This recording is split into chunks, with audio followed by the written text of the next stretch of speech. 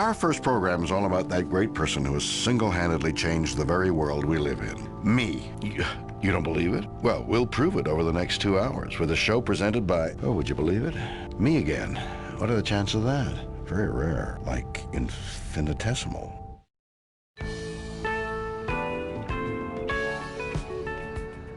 Okay, let's get on with it. Anybody got the script? Who's got? Thanks. That's a pretty tacky script. What's this documentary about? We got to get going, guys. I got lunch with Spielberg, and then I got dinner with Katzenberg, and then I got breakfast with a few other Bergs.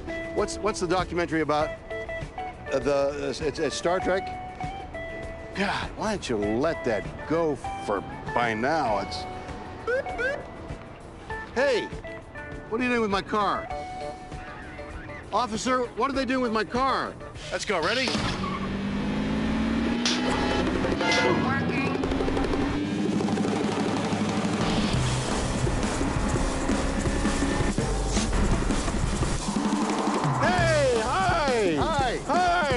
Hey, it's me, William Shatner. You know, the guy from the... Engaged. That's the one. Now listen, is it just me, or has everything just gotten futuristic? Everybody has a cell phone stuck in one ear and an iPod in the other. We're all constantly surfing the net, downloading this, emailing that. We use words like Google, blog, and spam. We got robots on Mars, cat cloning in LA. Now, don't tell me you think it all just sort of happened. That's just plain dumb. All this inventiveness and technological whiz-bangery by accident? Please. There's a much simpler and more convincing explanation. I made it happen. Or rather, Star Trek did. Yes, you heard me right. Star Trek changed the world, and I'm gonna prove it. What the hell is this? I thought we were doing a serious science documentary here. You guys aren't from the BBC. And where's Stephen Hawking? I was promised Stephen Hawking!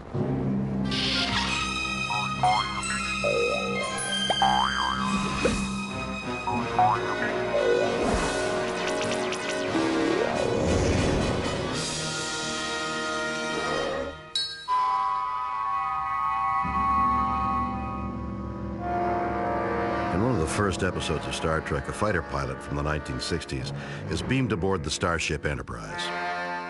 He was as shocked as the show's audience were to be. Welcome aboard the Enterprise. The technology all you kids now take for granted was just unimaginable to most people back then. What's going on here? Where am I? What happened? Unimaginable, that is, to everyone except the folks behind Star Trek, who imagined it all, and a lot more. Star Trek dreamt of a future for mankind where we had sorted out all of our problems and zoomed around the galaxy having fun, surrounded by loads of groovy technology and scantily clad women. Good morning, Captain. Good morning. The perfect future. Kevin, this is Scott. Kevin, this is Scott. What we didn't imagine was the effect that Star Trek was going to have on a whole generation of impressionable minds back home on Earth. Thousands of little Earthlings were going to be inspired to try and recreate Star Trek. And this time, for real. Dr. Bones McCoy, caring for the health of the Enterprise crew. The sick bay that McCoy was running at the time was a revolution in the way we think about managing patients. Lieutenant Uhura, the communications officer. Well, the Star Trek communicator to us was not at all a fantasy. It was an objective. Mr. Spock, the Vulcan. Star Trek fans in Silicon Valley, everyone's a Star Trek fan here. I mean, it's like a football fan in Green Bay. I mean, it's part of the culture here. As this insightful, compelling, and award-winningly narrated documentary will prove, Star Trek has changed the world and influenced all our lives. I cannot believe I just said that. How much am I getting paid again? So, where to begin? Well, Star Trek was about nothing, really, if it wasn't about space. But in the 1960s, space travel was a lot less glamorous than it seemed on our show. In fact, it was a messy and dangerous business. The Soviet, Yuri Gagarin, became the first man in space in 1961. this nation should commit itself to achieving the goal before this decade is out of landing a man on the moon and returning him safely to the Earth. Now, the space race was officially on. The newly formed NASA responded by sending the first Americans into space during the Mercury missions. NASA needed all the help it could get. And then, from the heavens, or at least the studios of NBC, came the inspiration they needed. On September 8, 1966, the USS Enterprise cruised effortlessly across the television screens of America for the first time. Audiences were astonished and inspired. And not just by my acting, but by a vision of space travel as it could one day be. Soon Star Trek would become NASA's inspiration, guiding the development of space travel to this very day. You don't believe that, do you? Well, nor did I, until I saw this.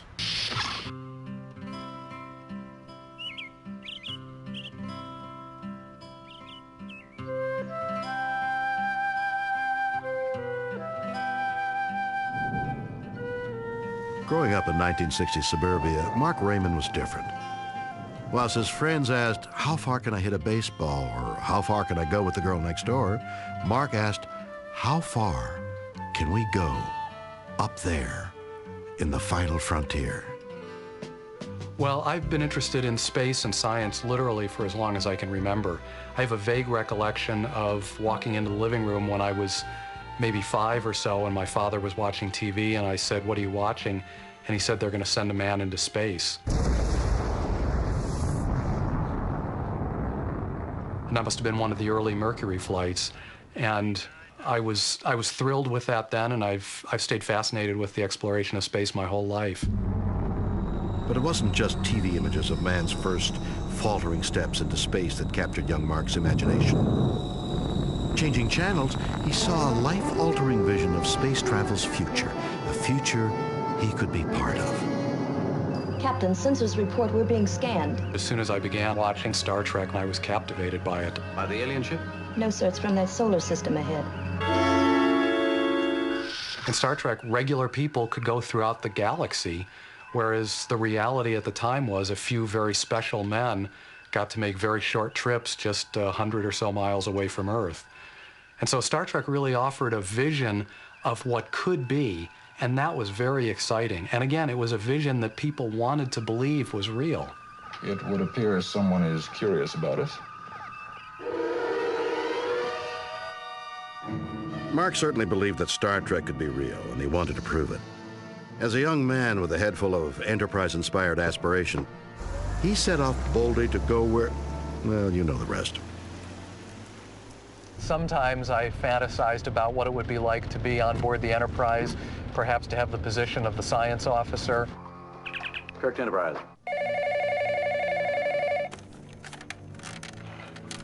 Hello? Enterprise from Kirk. Hello. Keep locked in on us. Well, thanks for calling. Kirk out. Star Trek provided another medium for me to, in some sense, share my interest in space.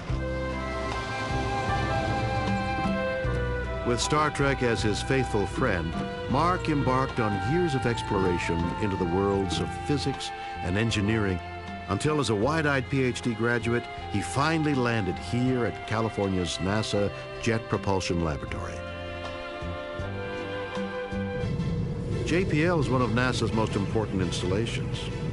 It's the backbone of NASA's unmanned deep space exploration, and it was here that the famous Voyager probe was created in 1977. It's not here anymore, though, because it's about 15 billion miles away at the edge of our solar system, heading into interstellar space. Also in the 70s, JPL landed the first craft on Mars, Viking 2, and today they have Mars rover robots, Hubble telescopes, and other stuff bothering planets and distant star systems everywhere. Coming to JPL, Mark had at last joined the space program and finally could live out his wildest Star Trek fantasies. We're in the control room for a space simulator here at the Jet Propulsion Laboratory.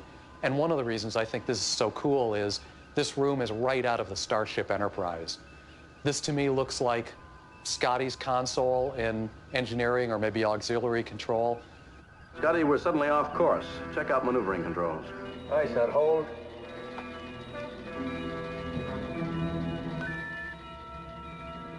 We need time for the phase inverters to stabilize before we can activate the matter-antimatter injectors. How long? It'll take at least 15 hours. Get together what you need and beam down here with it. Top priority. Now, Mark Raymond doesn't just spend all his time sneaking off to do Scotty impressions during his lunch break. You see, he's actually been rather busy, well, being Scotty. He's actually the chief engineer of JPL's most sophisticated and cutting-edge missions. He's in charge of multi-billion-dollar robotic deep space probe projects. Next year, he's sending his latest creation, called Dawn, 300 million miles across the galaxy to say hello to an unexplored asteroid belt, just a meteor shower the other side of Jupiter. I've been there. Actually, it's lovely at this time of year. Dawn will be the latest probe to use ion propulsion, a revolutionary new system that uses electrically charged atomic particles as fuel, propelling crafts 10 times faster than if they used regular old-fashioned rocket fuel. Sounds pretty cool. Guess where they got the idea from? I worked on a mission called Deep Space One, which was the first interplanetary mission to use ion propulsion to travel around the solar system. And the first time I ever heard of ion propulsion was in the Star Trek episode Spock's Brain. Aliens come to the Enterprise, and before they do their dastardly deed, Kirk walks over to Spock and says, What do you read, Mr. Spock? Configuration unidentified, ion propulsion, high velocity, though of a unique technology. And Scotty says, I've never seen anything like it. And ion propulsion at that. Oh, they could teach us a thing or two. And so the opportunity to connect what I saw in Star Trek as a little kid to what I'm doing now as an adult is very, very exciting. Item 289.0 complete. Roger.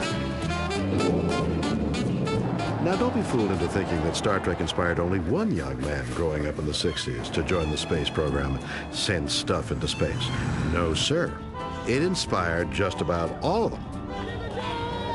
Yep, those pesky Trekkies are everywhere in the space program. These guys don't look like rocket scientists, though.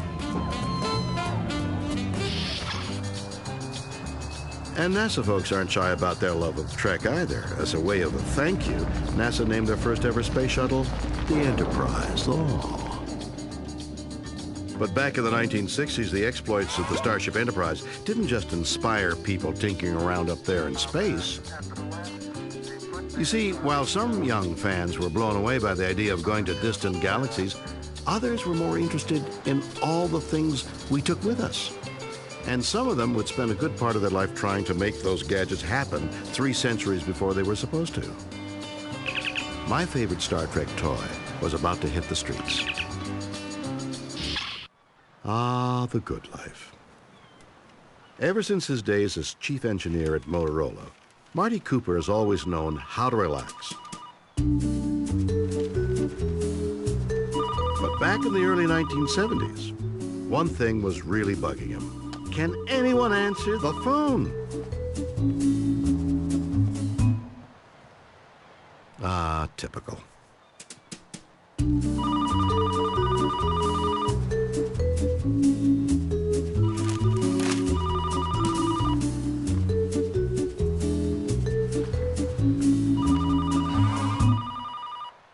Think of the world back in 1966.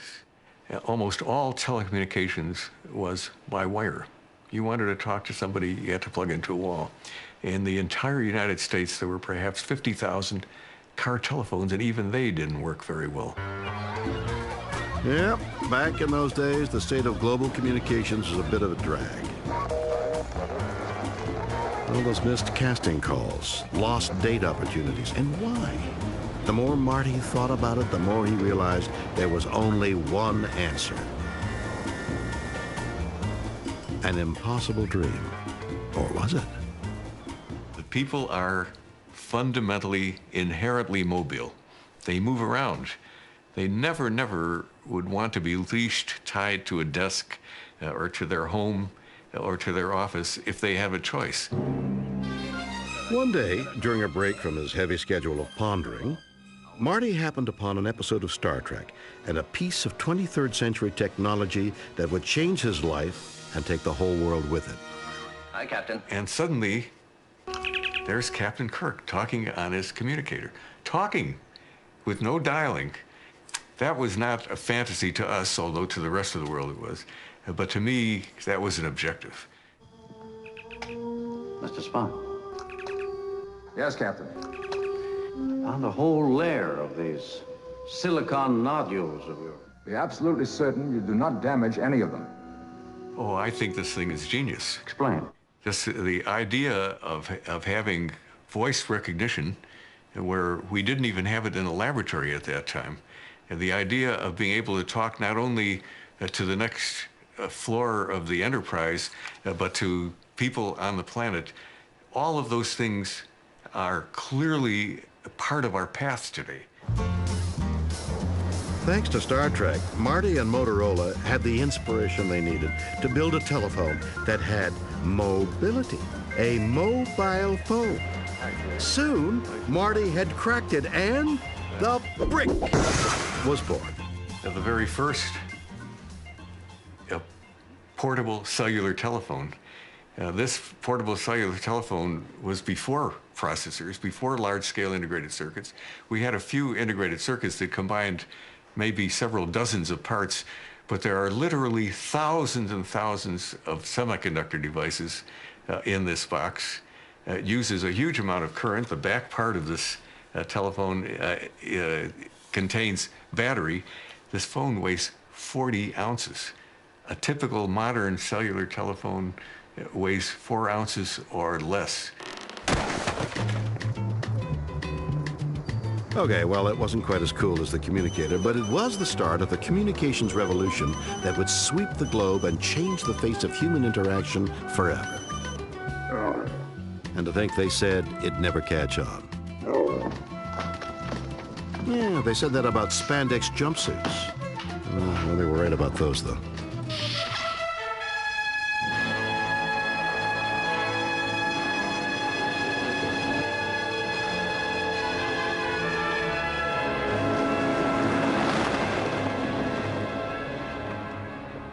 All this stuff about Star Trek being like influential is true? I thought all the Star Trek fans were just weird guys that needed to get a life. I didn't think they were inventors of the modern world and everything in it. Can that be true? So how come that happened? Well, believe it or not, it was all part of a plan. A plan laid out by one great man. No. I don't mean me. Star Trek was the brainchild of Gene Roddenberry, an ex-World War II bomber pilot and a Los Angeles police officer. In 1964, Gene pitched an idea to NBC, which he described as a Wild West-style adventure set in space in the 23rd century, but with a twist. You see, Roddenberry wasn't just a TV executive with an ear for a good hustle. He also possessed a quality almost unheard of in Hollywood. Something called morality? I'm standing here wondering. What? To him, Star Trek was far more than just a TV show. It was a vehicle for his vision of a future, where humans and their advanced technology would march across space. And there would be no war, no greed, no hate, no hunger. A perfect tomorrow where we would all just get along. In the actual process of making the show and casting it, Roddenberry insisted on these values too. For one Japanese-American actor, George Takei, Star Trek was the opportunity he had been looking for. At last, here was a positive role, free of any kind of cultural cliche. Captain? Well, in the 50s and early 60s, Asian Americans and Asian characters were the enemy. Satan himself. And so when Gene described how he envisioned the show, and true, it was like being fourth banana, fifth banana, but nevertheless, that vision was what excited me. I didn't have to play it with an accent. I was a vital part of the leadership of that starship. George had landed the role of the dashing Enterprise helmsman, Lieutenant Sulu. Standard orbit achieved, Captain. His job? To steer the Enterprise on its mission of peace and unity.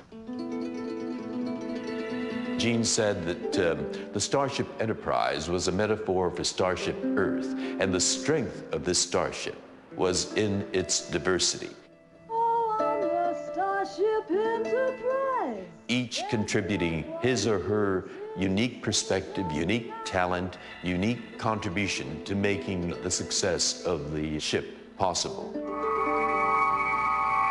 As Abraham Lincoln discovered, the Enterprise was a place of enlightened equality. The most powerful symbol of Star Trek's racial harmony was Communications Officer Uhura, played by African-American actress Nichelle Nichols. Excuse me, Captain Kirk. Yes, sir. Mr. Scott. What a charming negress. For young fans like Mae Jemison, Uhura's ethnic background and very cool job would prove to be an inspiration. Starfleet Command extends greetings to Commissioner Beale of the planet Charon. I like Lieutenant Uhura not only because she was an African woman on the show, but it was the first time a woman was portrayed as technically savvy and a full member of a crew. It was the first time that it actually happened. And so what that opened up was possibilities. It's easy to be blasé at Roddenberry's ideals now from our vantage point, but racial tolerance was a novel idea for American television in the 1960s. On the streets of America, racial unity seemed a long way off. Gene Roddenberry used Star Trek's adventures in space to offer a brighter future and promote the way he thought the world should be. The show made history in 1968 when Captain Kirk and Uhura enjoyed the first ever interracial kiss to be shown on U.S. television.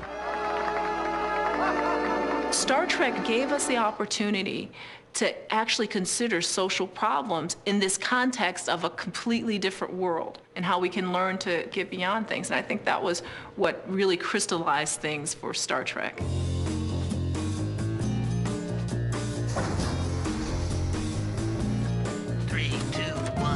With Star Trek to guide her, Mae Jemison became the first African-American woman in space when she launched into Earth orbit on board the space shuttle Endeavour in 1992. When I was on the space shuttle during my flight, I would open all my sessions with all hailing frequencies are open. Hailing frequencies open, sir.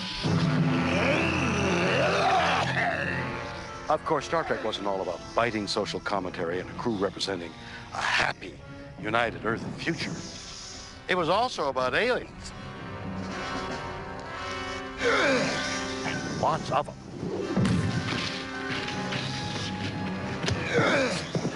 In our adventures across the universe, we would regularly encounter Tellarians, and Talaxians, Telonians, Tamarians, Teldarians, Tellarites, Terrellians, Tiburians, Tribbles, Triplets, Tigerians, and a whole alphabet of others, including the odd Gorn. Whoa! Look at that guy. He's really cool. Now, as for me, Star Trek aliens were nothing more than painted men in tights. To some young and impressionable viewers, these guys were an inspiration, providing a captivating idea of what exotic life forms could be out there. And soon, some Trek fans would devote their lives to finding them. In 1968, the life of one young dreamer would be changed forever after a close encounter with Star Trek.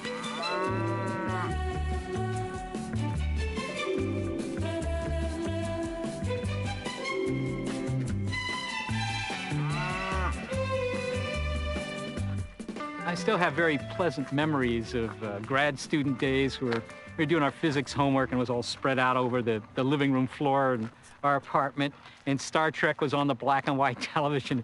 The emotional appeal of that show, I'm sure, had a lot to do with the fact that I went into astronomy. You know, there was some sort of primeval attraction about the idea of knowing what was out in the universe, not just physically, but also biologically and intellectually.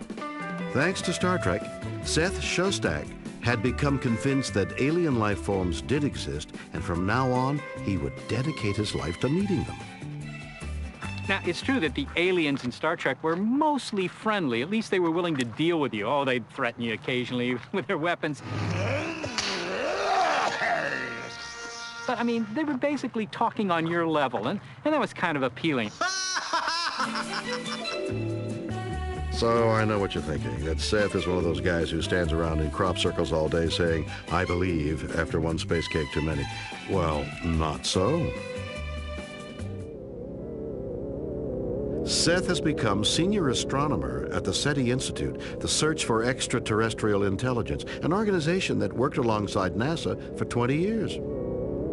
Decades ago, when SETI first got underway, the public's reaction was often fairly skeptical. Look, you know, they're not out there. This is kind of a waste of time. If you want to do this, okay, but, you know, there's no chance of success.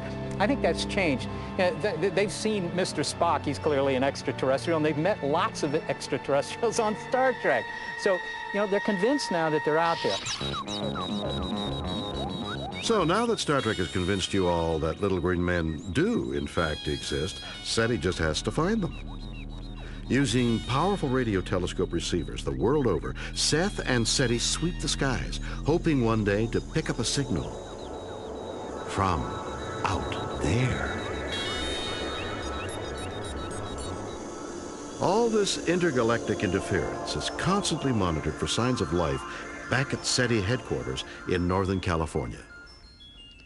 Well, I mean, it's very interesting to see the telescopes, big steel structures and so forth, and those are kind of the ears, if you will, for our experiment. But in fact, if we actually ever hear the extraterrestrials, it's going to be the brains that hear them. And the brains are not those big antennas. They're the receivers. Each one of these boxes here listens to 2 million channels at once. Now, what kind of signal might it be? Is it, you know, can these things understand Klingonese, for example? Well, they can't, of course. They look for very simple kinds of signals that tell you, hey, their transmitters are on. With computers doing all the tedious work of listening for alien hailing frequencies, all Seth has traditionally been left to do is just sort of wait. And wait. Wait and, well, wait some more. All the time dreaming that one day, his Star Trek alien ambitions will come true. Well, Seth, don't worry. They do exist. I should know I was there. But do you really want to meet an intergalactic plutonium pizza, an over-friendly giant frog, or a cosmic cuddly toy? But then again, it wasn't all bad. Yeah, this could work. Okay, so answer me this. Apart from having been inspired by Star Trek, what of all the things we have seen so far, from cell phones to space exploration and even alien stalking, got in common? The answer is simple. They all rely on computers. In fact, everything these days relies on computers. It wasn't like that when I was young. In the 50s and 60s, I seem to remember, computers were the size of this rock. Then they became the size of this rock. They were used for boring things like planning nuclear strikes. And then they became used for interesting things like games and emails. You ask me, how did that happen? Because... Now, there were two things that caused the computer revolution. One was the invention of the microchip. Ta-da! The old computers had been so huge because all their insides were full of thousands of sort of cables and valves and stuff. Once the microchip arrived, all these valves and thingamajigs could be shrunk to the size of a peanut. Computers could now shrink too. But what could we do with smaller computers? Well, that's where Star Trek came in. Small, easy-to-use computers were everywhere in the Enterprise. Do you see where I'm going with this?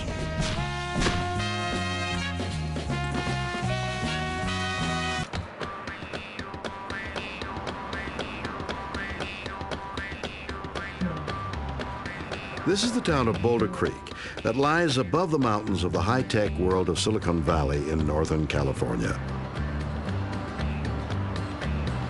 Now, it may look like an average town, but Boulder Creek has one of the most remarkable museums in the world. To find out more, we need to speak to this man, Bruce Stammer. Now, Bruce is just an average country boy. He likes nothing more than tending his livestock, hanging out in the homestead, and dressing like Shakespeare. Now, he may have an interesting dress sense, but Bruce is one of the world's foremost experts in the history of computing. And it's not more pigs he keeps in that barn. Bruce has spent more than 10 years building a collection of computers that span the entire history of the machine's development, from $20 million supercomputers through the rapid development of the personal computers we take for granted today, reflecting the progress of the biggest beasts in today's industry and some of the ideas that became extinct. His collection got so big that Bruce has turned his shed into a museum called the DigiBarn. So where did Bruce's love of computers come from? I'll give you one guess. That's right. Back in the 60s, Star Trek was telling the world that one day, computers would be multi-purpose, everyday tools Computed and recorded, dear. with which we might all constantly interact. Computer, you will not address me in that manner. The sexy, technological innovation of the USS Enterprise had seduced the young Bruce Dammer and a generation of computer nerds. When I was a kid, my brother and I used to lie in our bed and watch Star Trek. One of the things we always noticed, and that I always noticed, was Spock, whenever there was something to really be understood, he would go on the bridge over to a console that had like a hooded screen and look in, and blue light would shine on his face. Oxygen, nitrogen atmosphere suitable for human life support. And I always wondered, what is this guy seeing on this screen? While Spock was staring into his mysterious database portal, the rest of the crew could be seen using user-friendly computers in every aspect of their lives. A revolutionary idea that would change everything. So all the geeks in the 60s who were growing up saw that and said, we got to make that real in the 70s. And they did. But it wouldn't happen overnight. Star Trek may have shown early computer pioneers what the future might be, but it didn't tell them how to get there. This would take some experimentation. The first attempt came in 1974 with a whopping great blue box that is widely seen as the first ever personal computer. But it's not quite the PC we take for granted today. It came as a highly intricate build-it-yourself kit, and once you had finished soldering its circuit boards together, users would find that it didn't actually really do anything because software hadn't been invented yet. Yes, it wasn't perfect, but for thousands of would-be tech types, it was a start. And thanks to its Trek fan inventor, Ed Roberts, it had a somewhat familiar-sounding name. So here we have the Sputnik for the nerd generation. This is the Altair 8800, named after a solar system in Star Trek. Head directly for Altair 6. Altair 6. Now we're headed back to Altair. I think I'm going to get spacesick. This became the focus of many homebrew and personal computer clubs. Kids trying to figure out how to make this thing useful. And a couple of those kids were Steve Jobs and Steve Wozniak, and their version of the Altair Useful was the Apple computer. And Bill Gates and his guys wrote BASIC, the language for this thing, and they created a company called Microsoft. So the modern world came out of this unassuming blue box. And the rest is Star Trek history. Armed with their Star Trek visions and very big brains, young enthusiasts like Bill Gates took what they had learned from fiddling around with Altair and set about bringing the personal computer into all of our lives. The guys went on to found Microsoft and Apple, Silicon Valley and the PC industry completely changing the whole world, making everyone rich beyond their wildest dreams. And what thanks do I get for inspiring all this? Where's my cut? I don't see it in my contract. Well, actually, we did get some credit. In 2000, another one of the computer world's nerd giants, Paul Allen, one of the world's richest men, opened a science fiction museum in Seattle. Pride of the place? My old captain's chair. He bought it on eBay for a reported $100,000. And it didn't stop there. Last year, his company, which really is called Vulcan Inc., helped finance the launch of his own version of the Enterprise, Spaceship One, the first ever privately funded craft to leave Earth's atmosphere. Now, it can't quite travel at warp speeds of 1,000 times faster than light, like the Enterprise, but it's pretty cool. Incredible, isn't it? Star Trek transformed the lives of us all. with all its incredible new scientific and engineering concepts. Pretty amazing, huh? Well, can I go now? Oh, there's more? Sorry. But where did us Star Trek guys get this technological inspiration from? Did we study for years at the feet of Einstein? Did we have some kind of special foresight into the future? Or were we all just scientific geniuses? Well, no. The truth about how Star Trek came up with all this world-changing stuff is really quite simple.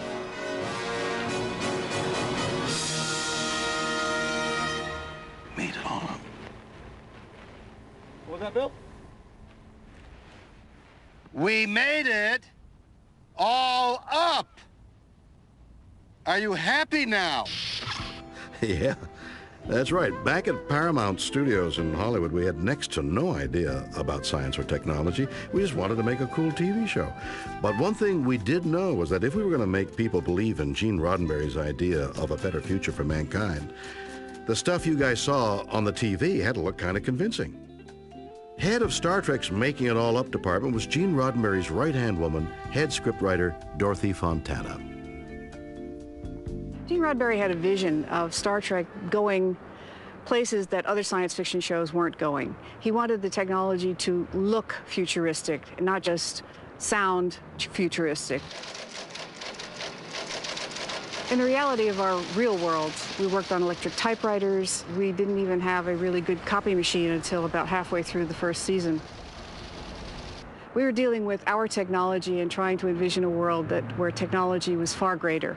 And they envisioned some amazing things, like the most famous piece of Star Trek technology of all, the transporter. Surely this was the result of years of creative planning.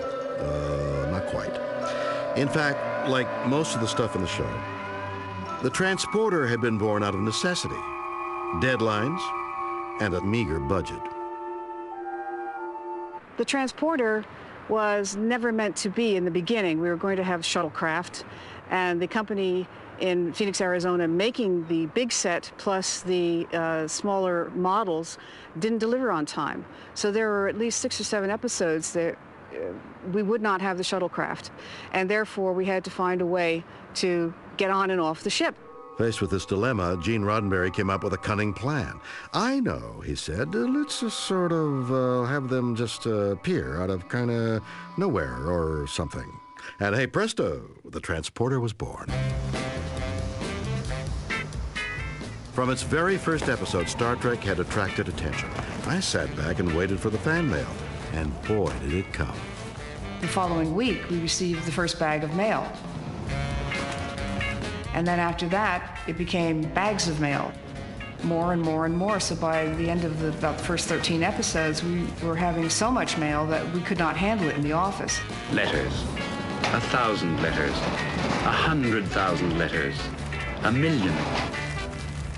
We were getting very intelligent letters. They weren't all just, please send me a picture. Hang on, these letters weren't for me? There were people in the science community, people in the medical community.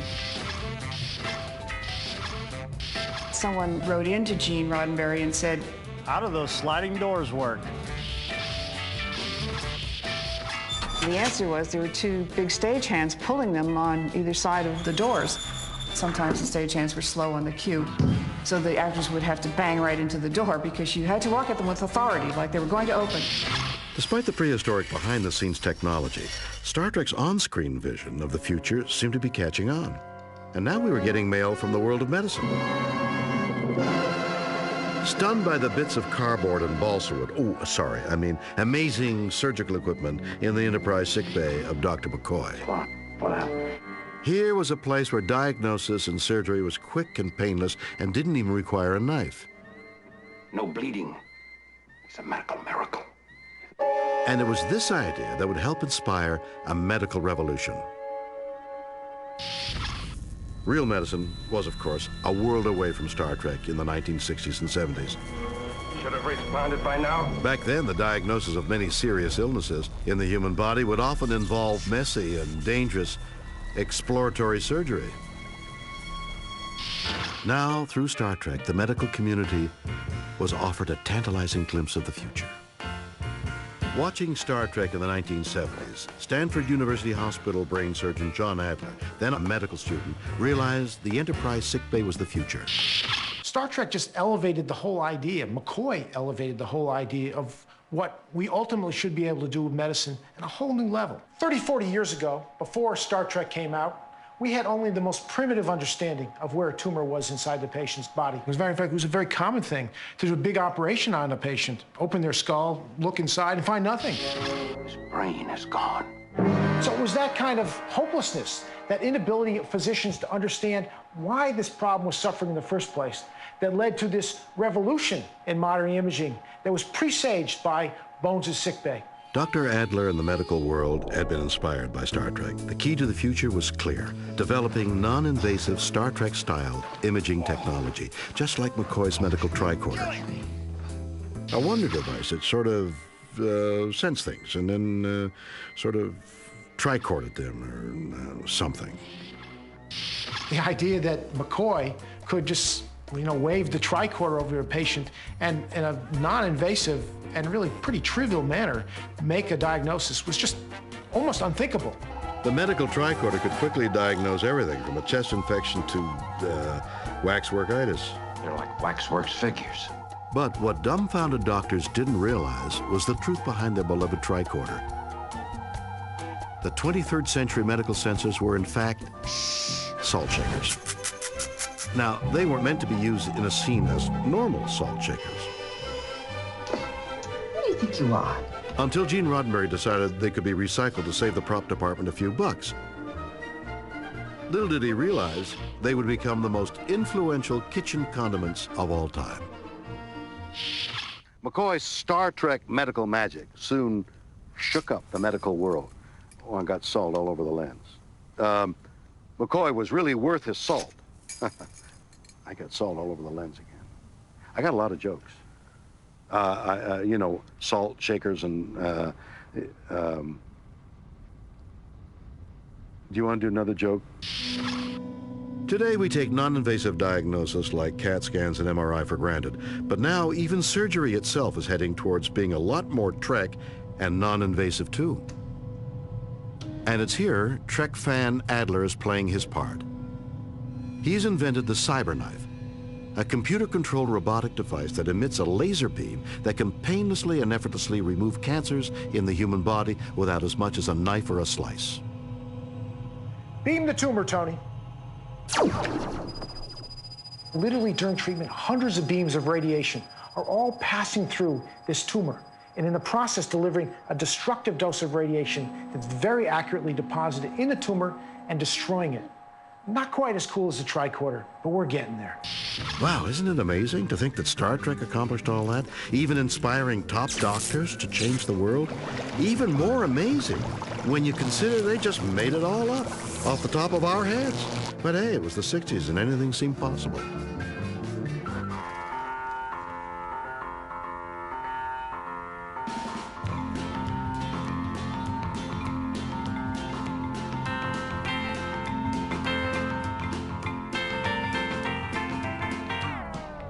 Oh, well, we may not have had the USS Enterprise or warp drive, but lots of what Star Trek had predicted did happen.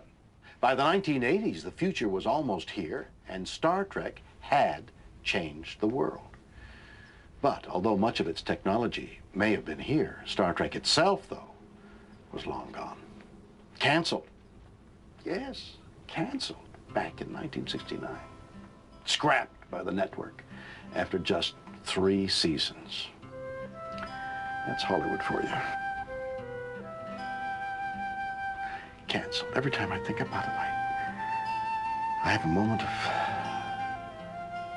profound... I'm sorry, I have to be alone.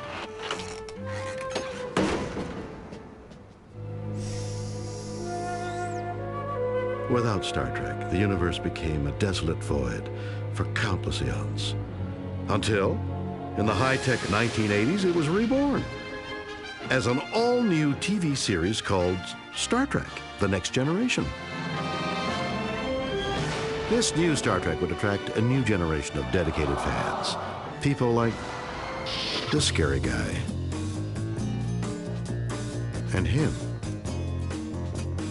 The show would lead to a whole new bunch of inventions like the iPod and beam a whole new generation into the weird world of the Trek.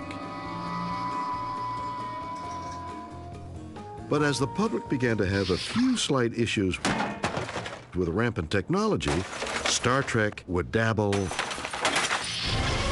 in the dark side of the future.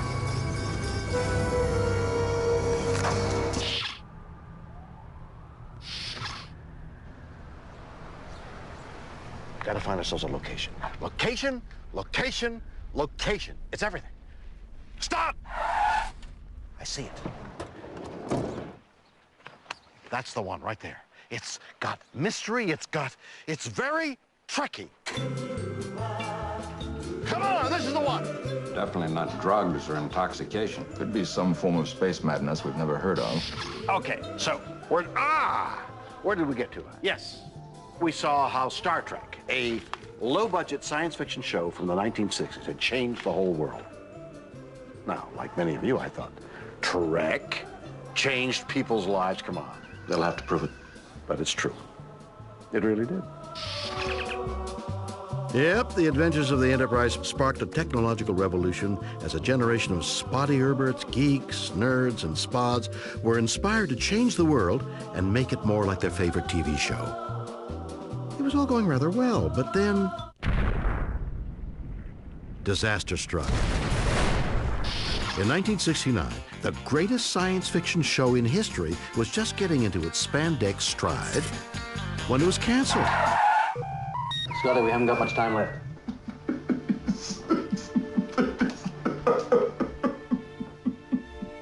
The dream was over. And it looked as though Star Trek's world-changing days were behind it. Emergency. Full reverse power. But guess what? They weren't. Suddenly, in 1979, the Enterprise was back, and this time on the big screen. Paramount Studios launched a blockbuster movie called Star Trek: The Motion Picture. The film was a huge success, grossing $140 million worldwide and paving the way for 6 more movies. And that was just the beginning. The movies were so successful that in 1987, Paramount decided to give Gene Roddenberry, the creator of the original Star Trek, a go at bringing Star Trek back, at last, to the small screen. Roddenberry was determined that Star Trek: The Next Generation would do what the first series had done and change planet Earth with his rose-tinted vision of the perfect future. But repeating the wow factor of the first series was not going to be easy. After all, things had changed. In the 2 decades since the original Star Trek, the world had moved on. Technology had advanced, and much of that stuff that so amazed us in the first series were now part of our everyday lives. This was the 80s. Audiences were much more sophisticated when it came to science and technology, and a show full of sliding doors, wobbly sets, and glowing jelly beans would no longer be seen as the pinnacle of mankind's progress. To maintain the rich tradition of the original Star Trek, the Next Generation would have to do some astonishing things. It would have to change our culture. Yes, sir. Our technology. Sorry, sir. Change people's lives. No change, sir. Change the world. No problem. Could they do it? Don't ask me. I haven't read the script yet. From now on, the Star Trek team would be involved in a relentless struggle to keep their technology ahead of their audience. But first, what about the cast? Why is there a bald guy called Jean-Luc Picard sitting in my captain's chair? Hello? I don't want excuses, number one. I want answers. Did these Enterprise learner drivers think they had a chance of becoming loved by TV audiences like me and, oh, what's his name with the years? Well, they were going to try. This is actor Jonathan Frakes. Shatner.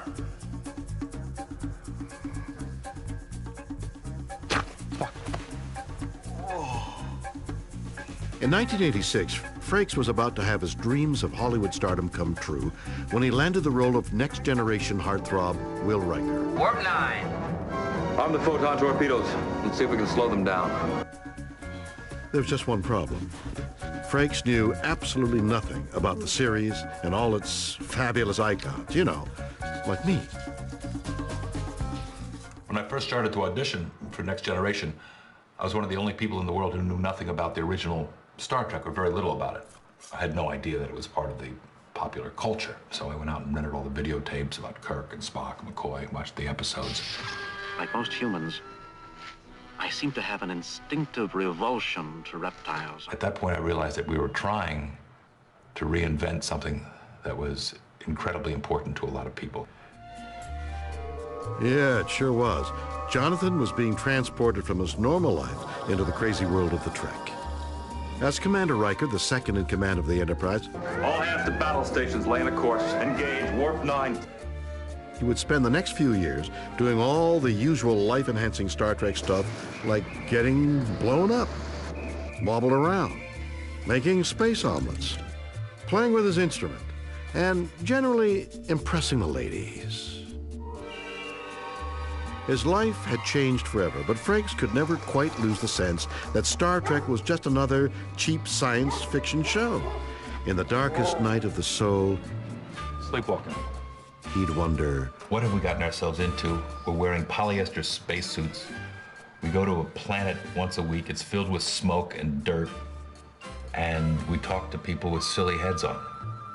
What kind of work is this? but all the humiliation and the polyester would be worth it because, as Roddenberry made clear, Star Trek was so much more than just sci-fi. Next Generation became a continuation of his great campaign to change the world.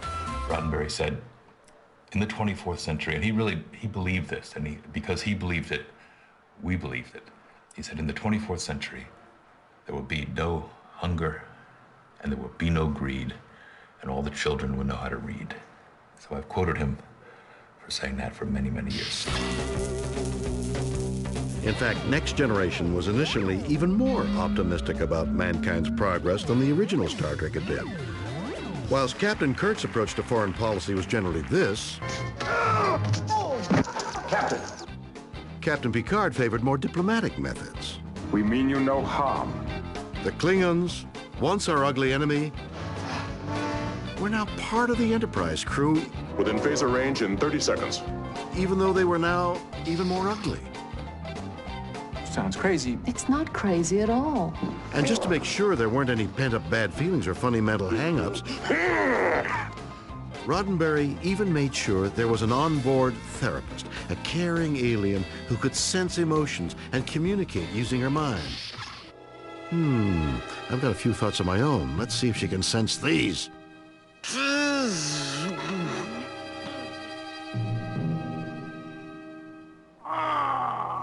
I'm sensing a powerful mind.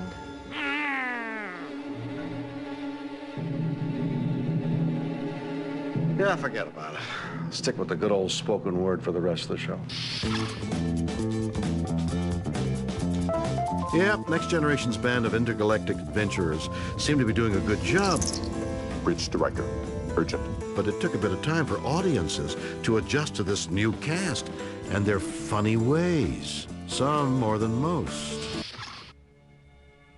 Walter Koenig had starred as Chekhov in the original Star Trek. Captain, we are in deep trouble. He was rather proud of his place in TV history, and he wasn't too keen on sharing his glory with anyone. Captain, when Next Generation first went on the air, my initial response was to hope that it would fail. I admit to that with some embarrassment. There was a sense of rejection involved, that we were being discarded, when we would most surely be forgotten within a very brief period of time. That was my sense. It looked like our time had passed. But slowly, audiences, me, even old Walt, were won round to the Next Generation's magic. The show was far more cerebral than ours was. I don't think it was as dynamic. I don't think it was as theatrical. But certainly the acting was terrific, and I thought the directing and the writing was excellent. So I got over that whole feeling, and I was pleased with it. It took us probably the better part of the whole first season to win the real hardcore Trekkies over. They realized there was room in their hearts for Captain Picard as well as Captain Kirk, for a new enterprise. The audience from the original show began to enjoy us, I hope, and we found a brand new audience because obviously it was 20 years later. It was looking good, but a new crew alone was not enough to change the world. Oh no. To do that, Next Generation would have to stun legions of geeks with a dazzling array of inspirational science and technology.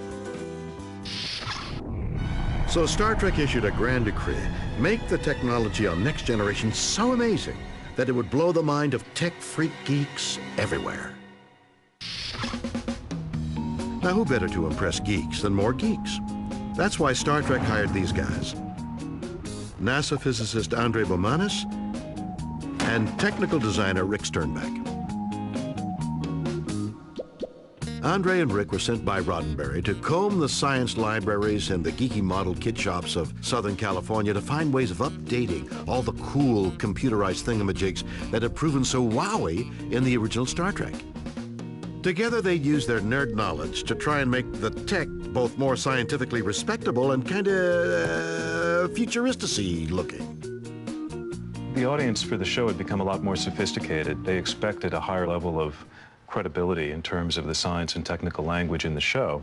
And a lot of the audience consisted of scientists and engineers. And so we had to make sure that when we described our fictional science and technology in the future, that it had a certain credibility to it. We saw the explosion of personal electronics starting to outrace us. CD players, DVD players were on the horizon. You know, the cell phones were getting smaller. How do you convince the audience that what they're looking at is 400 years in the future? That's tough. Now, filled with excitement, Rick and Andre set to work on their big challenge: to update all that iconic Star Trek technology and make us all fall in love with it. Next Generation very definitely wanted to get across the notion that we should be comfortable with high technology. You know, this was not something that we should be afraid of. Yeah, one of the things that I had to do is really try to keep abreast of all of the new developments in science and technology, not just in astronomy and physics, but in biology and medicine and anything I could basically get my hands on. So I read a lot of journals, I subscribed to various magazines, trying to keep ahead of what do we know now that we didn't know a few years ago. Soon, Rick and Andre unleashed their new designs on the world. In the era of the brick-sized cell phone, the communicator became a hands-free, trendy brooch. The tricorder, once an albatross hanging around Spock's neck, was smaller, more powerful, and portable than ever. And had lots more lights and beeping noises and stuff. Whereas food on the original Enterprise had looked as though it was delivered by a system of strings and pulleys, Next Generation had menus stored in computer systems to be beamed down at your convenience, a kind of transporter system for sandwiches. And even the sliding doors had a new sound. All this made the new Star Trek seem less old-fashioned, but could it feel truly futuristic? Of course it could. Meet the Enterprise's first fully technological crew member, the universe's most advanced and irritatingly self-righteous computerized robot thing, Commander Data. My skull is composed of cortinide and uranium. Although made of new polymers and genetically modified something. Wow. Data spent a lot of his time trying to make up his mind if he was human or non-human. We are more alike than unlike, my dear Captain. Which meant experimenting with facial hair. Getting into fights. He knew everything about everything. If our phaser discharge is off by as little as 0.06 terawatts, it would cause a cascading exothermal inversion. Meaning? And luckily, he had a huge hard drive, which went down rather well with the ladies. I am programmed in multiple techniques.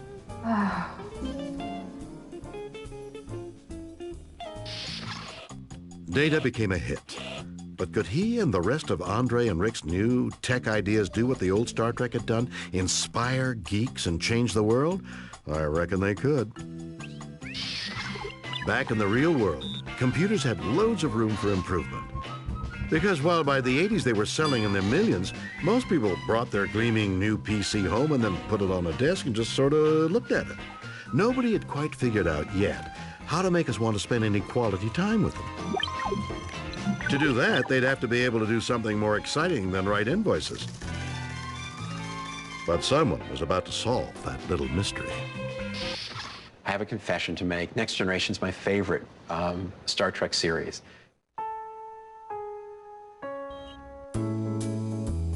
I actually think that they found a really nice balance between what was comprehensible to an audience back then and something which was just a little bit further ahead.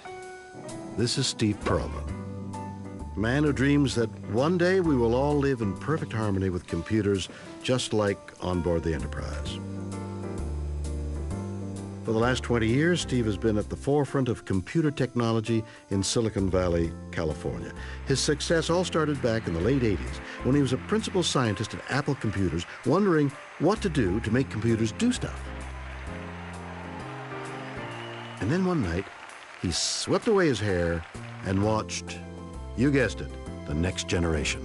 These guys were dreaming of stuff that wasn't obvious and showing how it could be used. Now, they didn't know how to make a computer do this and how to figure out all the logistics of it, of course. I mean, that's our job. Now Steve was about to be inspired when something Star Trek invented caught his eye. Back then, Data was listening to many copies of music simultaneously played for the speakers. Mozart's Jupiter Symphony in C major, Molto Vivace, and La Donna e Mobile. The idea that he could call up any music he wanted on the computer in the Enterprise was a novel idea. Computer, eliminate program 2. Now, the music Data was listening to was effectively gazillions of megabytes of information, and yet it was able to be accessed at the touch of a button. Seems simple to us now, but back then there was a slight problem. It was impossible. I remember in 1987, we were about to introduce the Macintosh 2, and it was really the first personal computer that had stereo output.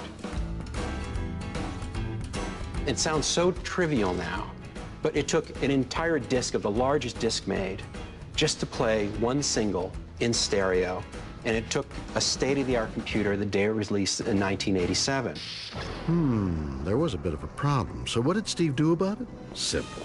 Inspired by Star Trek, he helped develop a kind of software which allowed everyone to be as irritating and as noisy as Data, store up all their favorite tunes on their computers, and then access them any time. That software would, within a few years, become a part of nearly every single home computer in the world. That software is called QuickTime, a multimedia miracle that allows computers to digitally compress, store, and play all kinds of movie and audio files. Which beats carrying your record collection around in an old paper bag. But it didn't stop there. Steve's software would pave the way for the invention of a few small toys that few people really thought would take off. First, the MP3, and then a revolutionary music player that would transform the fortunes of Apple and be bought by 30 million people in just 4 years. Something called the iPod. Am I talking too loud? Are we okay? Steve's various inventions have so far earned him many millions of dollars, so you'd think after all that, you'd think he would be taking it easy. Or maybe not. You see, there's still one piece of Star Trek technology that Steve has a burning desire to make real. In the 1980s, we were very excited about creating ubiquitous computing, getting audio on computers, getting video playing with QuickTime. But meanwhile, we were watching Star Trek Next Generation, and we were seeing something much more interesting than that called the holodeck.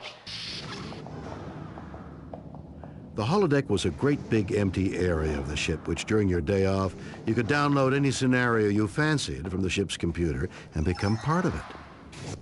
The vial was placed in his hand after he died. Why don't you come on in and take a look at my holodeck.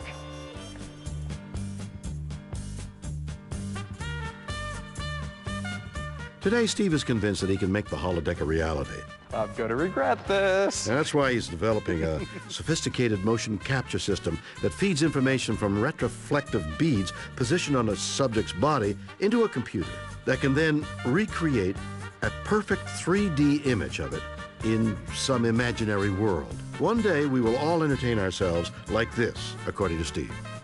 Can't wait. Yes, thanks to the effort of Star Trek's army of writers and designers like Rick and Andre, Next Generation were succeeding in inspiring the world of technology just like the original show had done. But the problem was, every time Star Trek wowed an audience, the audience wanted more. The questions from the Trek's geeky fans were flowing in, and Rick and Andre were forced to do yet more research and answer all those great Star Trek questions.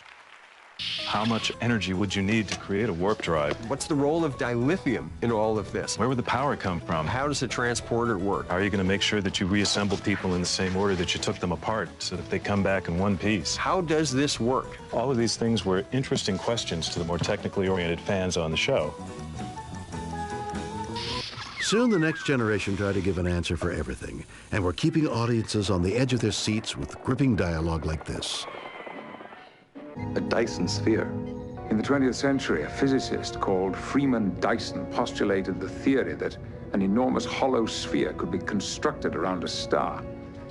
The new brainy approach was working, and soon, even the most hardcore of scientists, the physicists, were taking the show seriously. One episode of The Next Generation was even graced by the presence of the universe's most famous brain box, the real-life Stephen Hawking. Wrong again, Albert. But the physicists weren't content just to give the show their stamp of approval. Just like the geeks, they were mesmerized by the show, and now they would try to make it come true. Back in the 1960s, when Star Trek creator Gene Roddenberry was first dreaming up his vision of life in the 23rd century, he instantly hit a little problem. How was the Enterprise going to travel vast distances around the universe? They already had the transporter system, but that was only used for local travel, like getting from the ship to a nearby asteroid. No, for those big journeys, the Enterprise needed to have some serious horsepower under the hood. So he randomly made up warp drive. Warp factor 8. A mighty engine that allowed the Enterprise to burn rubber at many times the speed of light. That's 700 million miles per hour to you and me. Well, of course, we all know that traveling faster than the speed of light is impossible in the real world. Why? Because Einstein said so, that's why. Yeah, in his old theory of relativity, which even I've heard of, it clearly states that only light itself can travel at light speed, and nothing in the universe could ever travel any faster. Jeez, for someone with such cool hair, he was just not a fun guy. And as a great man once said, I can't change the laws of physics. But wait, what's this? Well, this is the renowned Mexican physicist, Miguel Alcubierre. He has a crazy theory that Star Trek had got it right and light speeds are possible. Strange, he doesn't look like a lunatic. And one day I was watching an episode of Star Trek, and I started wondering if it would be possible to actually travel faster than light using some kind of warp drive within the realms of physics, within relativity theory. And I actually had the idea that it was possible, so I went back to the office and started doing some calculations. And very quickly I realized that one can actually do that and show that it is possible to travel faster than light. But how could it be possible? I mean, Einstein has spoken, right? Well, the thing about Star Trek is that it had the mysterious power to make a lot of very clever people devote their lives to making its vision come true. And theoretical physicists with big brains like Miguel are no exception. He has devoted a lot of his career to making warp drive a reality. Okay, so Miguel hasn't actually got a 4 billion-ton Galaxy-class starship. So to demonstrate how warp drive works, we've got the next best thing.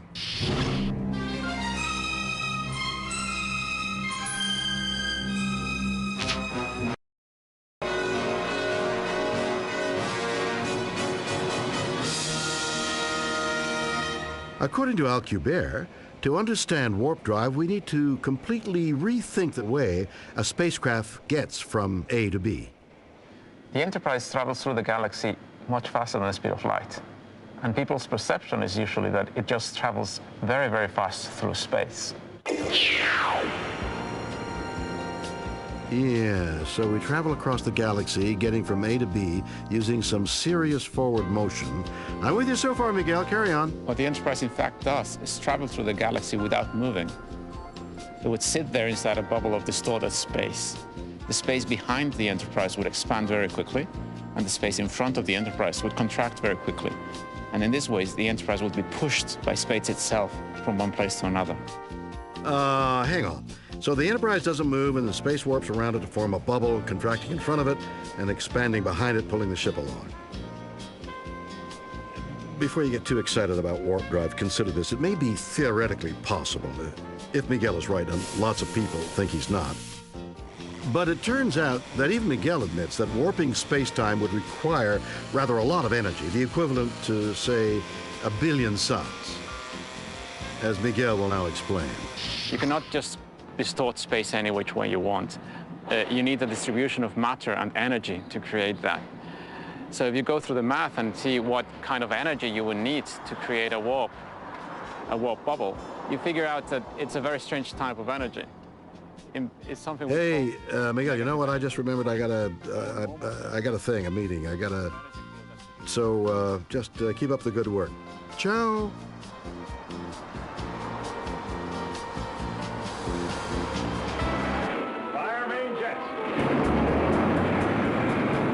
Okay, so maybe warp speed travel might be a bit tricky, but the point is that Star Trek The Next Generation was inspiring guys like Miguel to think big.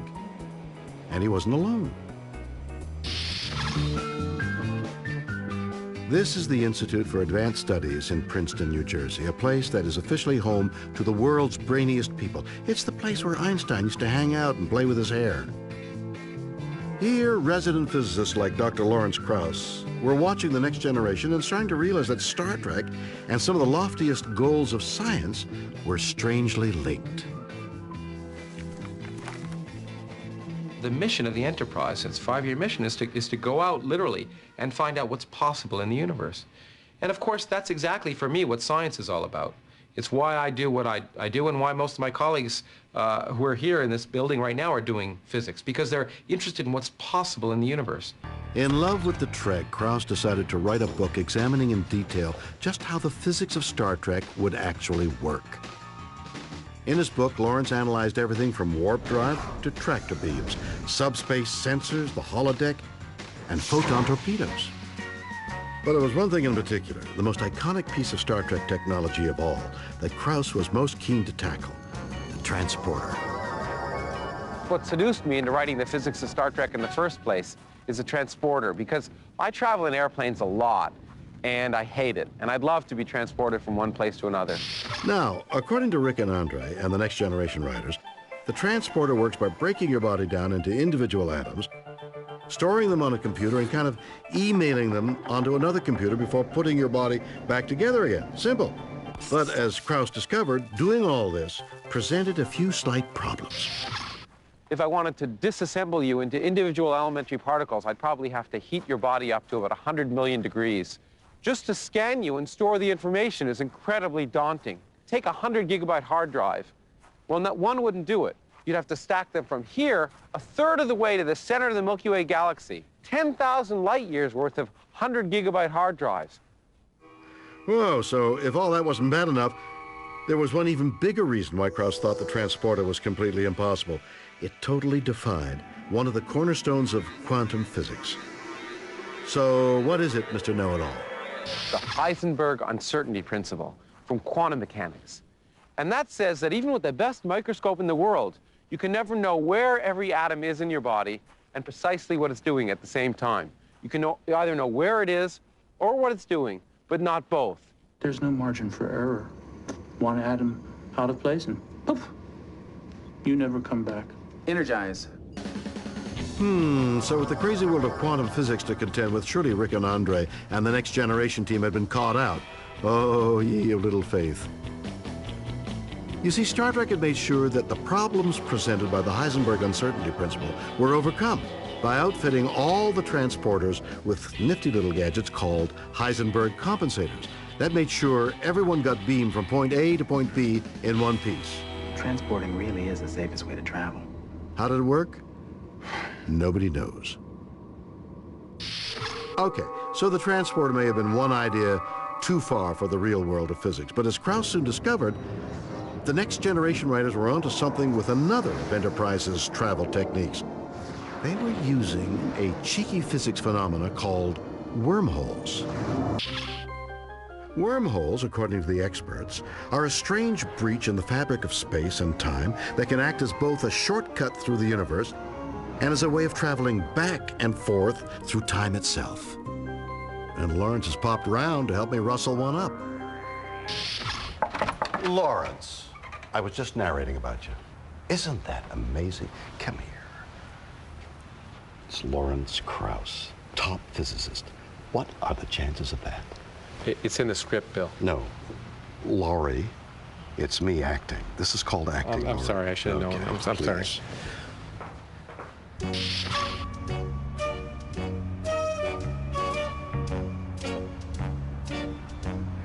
Hello, welcome to Cooking with Bill. And today we're going to illustrate a wormhole cooking pizza. And cooking with us is Lawrence Krauss, who is cooking without Bill. Well, Bill, I hope you're going to help here. I'll do the best I can, What Lawrence. we're going to try and do today is illustrate the concept of a wormhole, which is, of course, of vital importance for traveling through space. Think of these pizzas as universes. Okay. I'll put the stars. Why don't you put the galaxies in? Here's a galaxy here, a galaxy there. Okay, now what a wormhole is a shortcut through space. If you were an ant, to go from here to there, you'd have no choice but to crawl around. Long journey. Now let's get really serious about physics for a second. As we know, traveling across the universe takes ages, even in the Enterprise. But why travel across it when you can bend space and time to just cruise through the middle of it? And that's what a wormhole allows you to do. I'm not sure if ours will, though. You're going to help make the wormhole. Yeah. If you want to cut a piece off Yeah. there and make a wormhole. Here we go. Yeah, just roll it up into a wormhole roll on. form. Rolling. There you go. Hold the end. Ooh, that feels so good. There we go. Okay, no. Don't play with the wormhole. Okay, Just now, what you've just done, you've created a wormhole.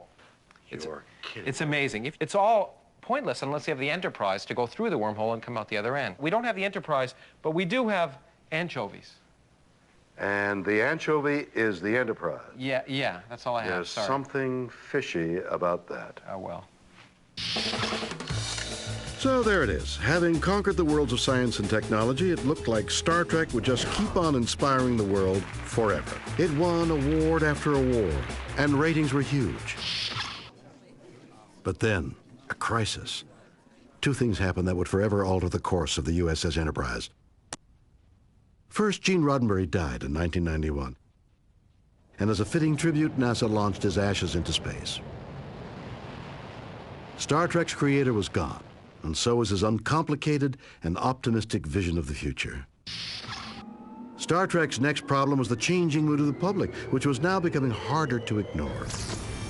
In the 1990s, Star Trek's scientific optimism was starting to look a little outdated. Suddenly, we were scared of the monster that progress had created.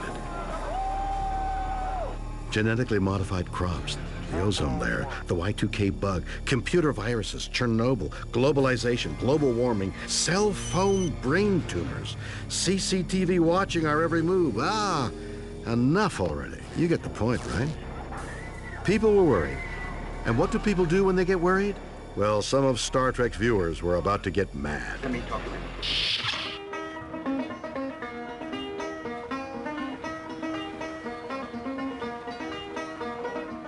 You see that scary-looking man down there? His name is Kirkpatrick Sale, and he's what they call a neo-Luddite, which means he doesn't like technology very much. And I don't mean he is just an occasional altercation with an alarm clock. I mean, he doesn't like technology at all.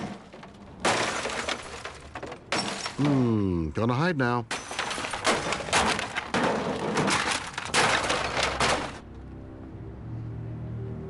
And what's even scarier is that he believes that all our trust in technology was all Star Trek's fault. Well, that's sort of the Trekkie vision, I would say, that technology is positive. Yes. It is the wellspring of science, that there should be no limits. Right. That's always been the idea. Nothing can limit us, and especially you get American science. Nothing can limit us. We can do anything we want. This is madness. This is foolhardy. I doubt that. Suppose, for example, that the people who are working on creating a black hole in a laboratory in Seattle, Washington, were successful. This is crazy. They were just testing it out to see what they. But suppose they created a black hole, everything goes into them. That's a disaster, a worldwide disaster. Okay, so maybe we weren't all as mad as Mr. Sale, but as the millennium approached, the public was having problems with the very things that made the Trek so good. Hope in the future and scientific and technological progress. This gave Star Trek a cunning plan. They were about to show fans a future that was full of fear, anxiety, and political intrigue, a place where technology never saved the day. In the 1990s, the Next Generation's writers introduced Star Trek viewers to a new, dark vision of the future of humanity, a world where technology isn't the solution, it's the problem. Cue the Borg. An enhanced humanoid. The Borg are the dark side of technology. They're what happens if technology falls into the wrong hands and goes awry and is used to dehumanize, rather than let us all live to our full potential. Once human like us, the Borg had become one with their technology, which now controlled them. Stripped of their individuality, these techno-zombies were now part of a collective networked on a vast computer system and controlled telepathically by the evil, mysterious, and strangely sexy Borg Queen. I think one of the reasons that the Borg have such great resonance is that, in effect, in today's world, we are the Borg. I mean, at least to a degree. We would be helpless without our technology. Yes, it was all very unpleasant and scary, but not everyone thought so. In fact, over in England, there's a man who is actually trying to turn us all into Borg. In terms of evolution, humans have come as far as we can go, and the next evolutionary step clearly has to be more of a technological one as we become one with technology. This is Kevin Warwick, head of the Cybernetics and Robotics faculty at Reading University. For years, Kevin was interested in merely building and developing robotic technology until he spotted a certain lady technocrat on the TV. That's right, a visitation from Star Trek changed his life.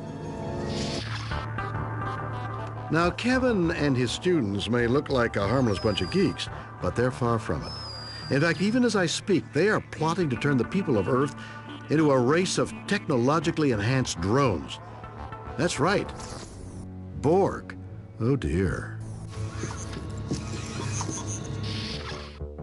You see, for the past few years, Kevin has been working on ways of linking humans directly to the internet in various scary ways, including having Borg-like implants inside his own body. In 1998, he was able to connect his nervous system to the internet using a special chip implanted in his arm, which allowed him to use the web to control the movements of a robotic arm. To all intents and purposes, I was a Borg. My nervous system went not only inside my body, but to wherever the internet took me. So if you think that's scary, just wait until you see what he's planning next. Soon, just like the Borg, we will all be able to communicate telepathically by downloading each other's thoughts and knowledge directly into our brains. There. In 10 to 15 years, my brain will be linked by an implant directly with a computer and onto the internet. So I won't have to control technology by moving my hands, I'll just have to think. And those thought signals will not only control technology, but will also communicate with others who are connected into the network. And if you're not upgraded, if you can't think to and with a machine, if you can't communicate just by thinking, you're going to be a bit of a subspecies. Ew. Well, if that's the future, then I think I'm happy being a relic of the past. With the Borg, Star Trek was getting darker and more doubtful of Gene Roddenberry's happy-clappy vision of the future. Soon they would unveil an all-new Star Trek crammed full of even more doubt. Doubt about the future, doubt about exploration, doubt about just about everything. So let's meet the doubting Thomas that helped make this possible.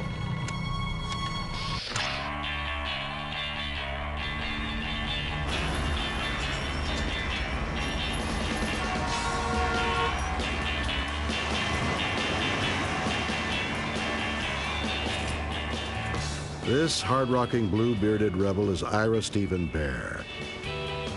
Ira is a high-powered television executive responsible recently for creating the popular sci-fi series The 4400. And in Hollywood circles, that means he can do whatever he wants. If he wants to dye his goatee beard blue, he will, damn it. You got a problem with that, punk? Back in the early 1990s, Ira was a writer in the happy, wholesome world of Star Trek, The Next Generation. He absolutely hated it. To him, the sunny and optimistic Star Trek vision of humanity's future was awful, and even the Borg weren't dark enough.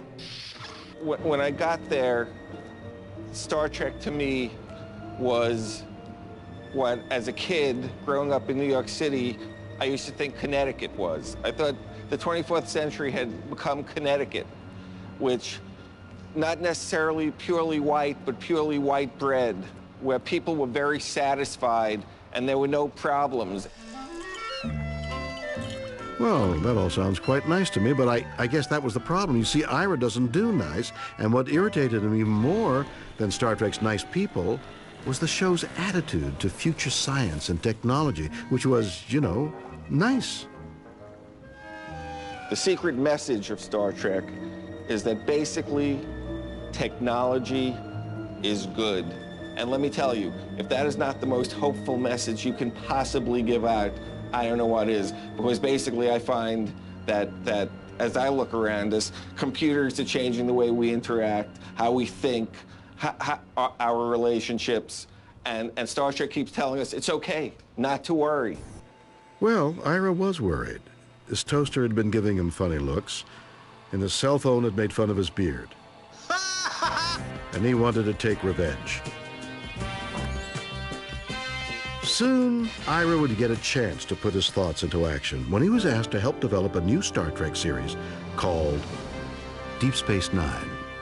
This new show would be set in the same time period as Next Generation, but that was where the similarities would end. The computers are crashing. Technology on Deep Space Nine, it was alien technology. So at the beginning, it's the space station. How does it work? Is it booby-trapped? Damn it, what's the problem? Technology as mystery again. Technology as the enemy. Procedure is not recommended. In this vision of the 24th century, humanity was not unlike it is today. A universe of war and suffering where no one was perfect. Even the captain himself was riddled with, yes, you guessed it, doubt. I lied. I cheated. By making the future seem, well, totally depressing, Deep Space Nine had attempted to tap into the new skepticism about our high-tech future. Synthetic flesh. The show won some critical acclaim, but no one was polite enough to point out that a lot fewer people were watching this show than the 20 million people who had watched the nice Next Generation. One of the problems for the writers was that while audiences may have been wary of technology, that didn't mean they knew nothing about it. People knew their microchips from potato chips and antimatter from combo platter. And so in 1994, in another new series called Voyager, they would try to take Trek tech to the limits, only without all that nasty testosterone. This new Star Trek was kinda a bit like the old Star Treks before it, but with a twist. They had even more newfangled science and technology. Subspace transponder. Tachyokinetic energy. Dimensional distortion. Graviton flux. And a tough, no-nonsense female captain. Battle stations. Wow, did they really have a female captain? Things really had changed. I mean, in my day. I don't want to hear it. Star Trek women were in short skirts and Well, I remember one girl, she was really in a short skirt. In fact, you would call them panties. They were really, it's like a thong, really. Wow. With Voyager's scripts packed full of technobabble. Try remodulating the shield harmonics. Its skipper, played by actress Kate Mulgrew, had more to worry about than underwear. She would soon discover that mastering the supercalifragilistic tongue-twisting Trek turn of phrase was a bit tricky. We need to focus on those vacuoles, identical to the ambient radiation in the asteroid field. I got the role on a Thursday and started on Monday. I had 2 seconds to pull myself together. It was wild. Janeway to engineering. B'Elanna, what's going on? I didn't have time to think about much of anything except, can I learn this Japanese overnight? Because that's what it felt like. Perform another subspace scan. This time extend the scan radius to 10 AU. I mean, it's fantastic language. It's very unwieldy. It's sort of Shakespearean in its bigness. I mean, try to get your mouth around some of those terms. That's what we're trying to figure out. For you to understand me, recalibrate your deflector to emit an anti-tachyon pulse. I have to understand it myself. But just how daunting and difficult to understand was all this scientific technobabble on Voyager? To find out, I've made physicist Lawrence Krauss stay up for 3 nights straight watching Voyager episodes. Hey, Larry, what's happening? Well, Bill, you know, I've discovered that as well as employing new technologies such as bioneural computers and ablative shielding, the USS Voyager was able to experiment with several new warp drive variants. One was a quantum slipstream drive, which by combining a quantum matrix with a small amount of benamite crystals, was able to make the Voyager reach 1 billion times light speed. That was, of course, until someone discovered a 0.42 phase variance in the slipstream, which amazingly... Bill.